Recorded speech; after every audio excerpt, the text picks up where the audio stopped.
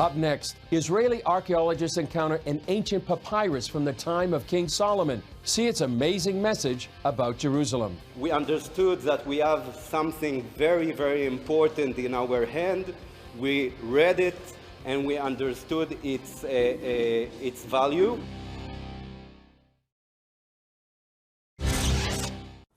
In 2016, the UN agency UNESCO adopted a resolution that essentially ignored any Jewish connection to the Temple Mount.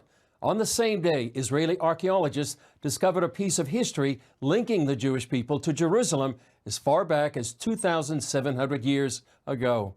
Here's a story about an ancient piece of paper and the history it uncovers. The small papyrus document contains the earliest mention of Jerusalem ever found outside of the Bible. Prior to this, there were only 2 other papyrus written in Hebrew found from this period at all. And perhaps the greater significance is that for the first time we have in Hebrew the name Jerusalem. Both the style of the script and the carbon-14 analysis dated the artifact back to the first Jewish temple period in the 7th century BC.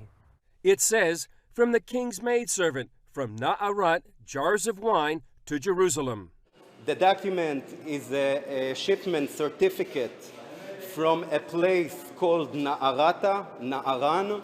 We mention that 2 jars of wine are going to be shipped from Na'aran to Jerusalem. A unit from the Israel Antiquities Authority seized the fragment from Palestinian looters excavating without a license.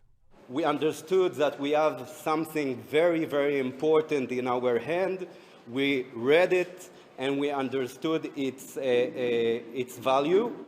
Eitan Klein said they had taken it from the same area where the Dead Sea Scrolls were found decades ago.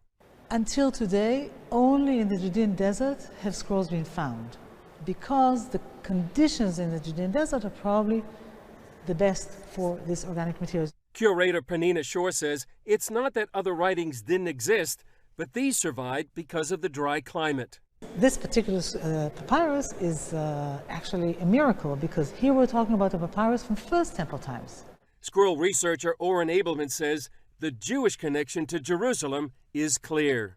This is a period that we know from various historical accounts, both from the Bible and from external sources, that there was the kingdom of Judea at this period. In addition to the Jerusalem connection, Shore says if the reading is correct, there's also a new understanding of the role of women.